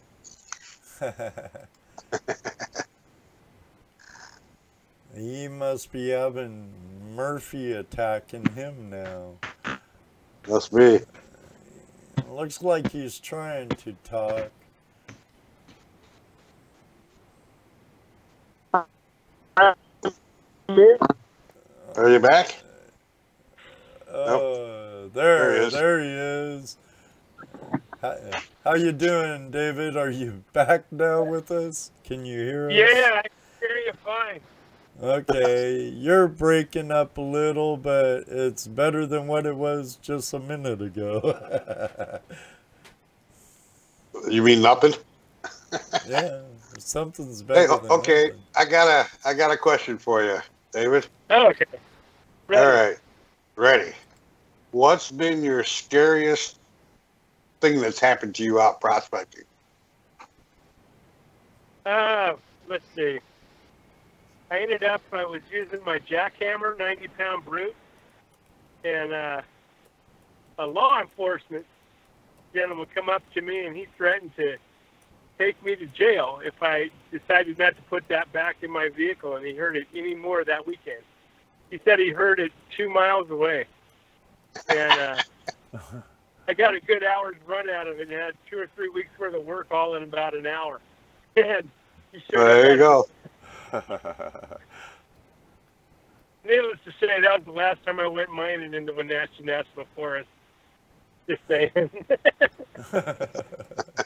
told me to get a site plan so he can decline it. And that was who that guy was. And that was out in the middle of nowhere where the noise wasn't really bothering anybody? Yeah. I was out in the middle of nowhere, and I had all my kids with me. And that was, I think, the only thing that kept me from going to jail. Wow. But after that could be scary.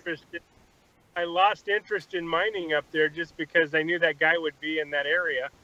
And he looked like the kind of guy that would create grief for you if you're not careful. So I just decided to move on. And that was pretty much when I ended up started ocean mining. And basically going to the beach and mine the beach. Because I never had any issues at the beach like I did that one day. And he was the only one I really had issues with. So anyway. Oh, well. Now, do you ever venture up like the Washougal or the white salmon or over to the East Fort Lewis? I've been into some of those areas you mentioned. I've just never found any real gold that would compare to me going to Cape Disappointment State Park. Oh, okay. And that's my ocean gold. So when, people say the gold is going to be bigger because it's coming out of a creek, the gold that I pulled out of some of the locations you just mentioned was the size of flour gold. So I was like, I would rather just go to the beach and do what I know how to do very well at that beach. I've got 7 years of practice at that beach, and it's been pretty solid on, consistency of getting the gold out of it. And I just repeat the same process and use the gold cube and use my gold bankers, and same result every time. I have gold. So why change if you're getting the gold? If it ain't broken, don't fix it. Last word I heard. And then when I bring somebody with me, because Washington State has 10 square feet of matted surface, I have a power sluice that has 2 5-foot long areas where you can put the mat in. And then I put my, I have different mattings anywhere from, if you wanted to run Dream Mat, you could. If you wanted to run Gold Hog mats, I have that. Or if you just wanted to go basic and run the black rough top, I have that. And I've made it where I have all 3 for that 2-foot wide box. It's centered into 2 separate ones. But the end game is it's 10 square feet of matted surface. And the more matting, the more gold. So that's the reality you have in Washington, is they offered for ocean, or, you know, for beach mining, they allow you 10 square feet year round. For creek mining, it has, I want to say 3 feet, but that's not my problem because I usually don't go creek mining there. I only go ocean. And I like that 10 square feet of mat rule. So that's been pretty effective. You had me curious, and now if you hear me ruffling papers, I was looking for, trying to find my golden fish pamphlet. Nice. They also have it where you can download it to your phone now. For your, you go to the, if you put in Google the fish and gold pamphlet. Oh, I might have a PDF on my phone for it, but it'll pull up and you can actually have it in your phone as an alternative to having it on paper, where your paper gets wet in the field and then it makes the pages stick together, versus if you have it on your phone app, you don't have to worry about it getting wet. Right. Getting wet. So, only your phone. yeah. Right. Yeah, I try and keep up on what's going on back home, David. So, you know, I have prospecting stuff at my son's house back home. He lives quite a ways from you, though. He lives up by Olympia at Scott Lake. Oh, nice. Yeah, and then my daughter's in the Olympia area, so I raced them, though, in the Cascades. You know, you mentioned Olympic National Forest. Well, I was over in the Olympic at the Jimmy Come Lately claim. Yeah. And I had 2 friends of mine that were visiting from Florida, and they had cancer, and I took them up on an adventure of the Northwest, and we'd gone on a multi-day trip. And with somebody I used to work with, he used to be my partner when I was working at Time Warner in Tampa, and him and his wife both were dealing with cancer issues, and they came up to visit me, and then they went with this all-natural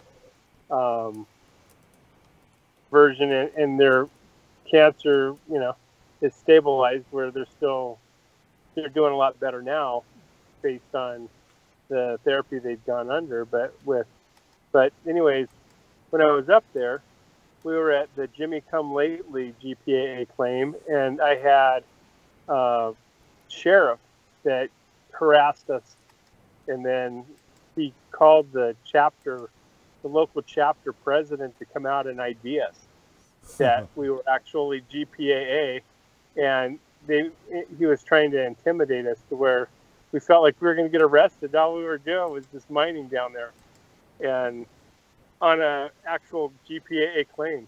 That was the only time I've ever been harassed on a GPAA claim when I wasn't doing anything wrong, other than I had my GPAA card. I showed it to him, and we'd been there 3 days camping and just having a good time.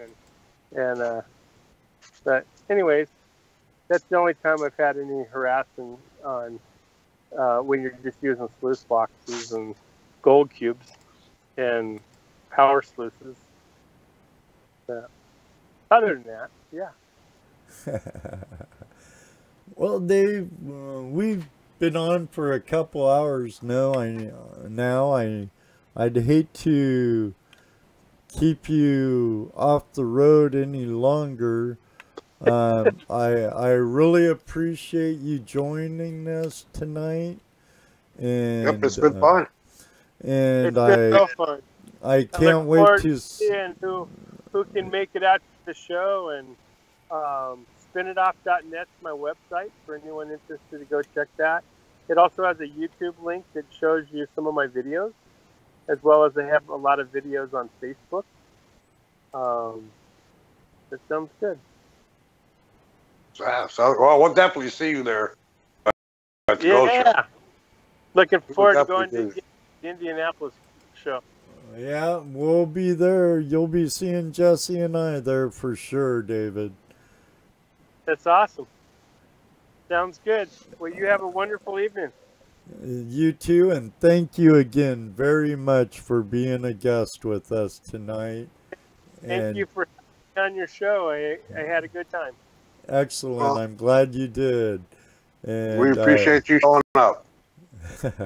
And I wish Murphy wouldn't show up, though. Doggone that Murphy.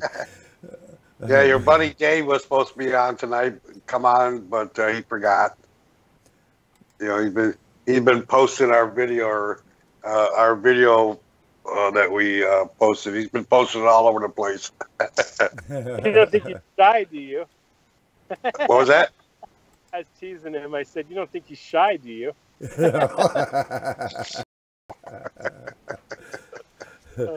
Oh, not that guy. No. All right, David. Thank you. Drive safely, and we'll see you in Indianapolis Saturday. Yes, sir. Sounds good. Take care. Have a wonderful evening. Bye-bye. You too. Drive safely now. Man, Murphy's sure showing up a lot tonight. Yeah, he is. Man, yes, he is. Skype wasn't being good at all. Wouldn't let Dano in. And he was all ticked off. I miss his banter that we have. Yeah. He was mad because he said he was all ready, had his stuff all set up in the shop, all ready to go, and just, oh man. And I'm getting frustrated. The whole pre-show meeting, Jesse, I had to bring back up Facebook so I could message you and David and said, I'm trying to get you all in. I know. Been trying for almost a half hour now. And then we didn't get to do what we normally do, right? And what was it? 2 minutes till 8, and I'm like, blah, blah, blah, blah, blah. That's all, David. I gotta get live. So who's on next week? Klint Washburn. Klint. Tuesday after the Gold Show. Okay. We'll be seeing Klint also, and at the Gold Show in Indianapolis this weekend. Make sure to check out the West Coast edition of Prospectors Radio over at prospectorsradio.com or goprospectorspace.com. That will be on at 9 o'clock Eastern Time and 6 o'clock Pacific Time. What else, Jesse? Anything? Hello? Jesse? I was on mute. Oh. That mute. I was that mute button. No, I'm good. Hello. Yeah, I'm good for tonight. All right. Well, yeah, now YouTube's must be a lot of people on their servers or something. Yeah, I know. I get spinning on that. We're having some lagging now and buffering, and my signal's been being Murphyized. Yeah. Okay. And our audience is leaving. Yeah, but thank you everybody for joining us. I can understand why you're bailing, and we streaming. I lost it for a second there. Yeah. Streaming, but there it goes again. So hopefully it will get resume and catch up. But until then, you know what I always say. What do you say? Oh, I'm saying it messed up. Gee whiz. May you always have a flash in your pan. Doggone it. Now you're messing up. And you know what I always say.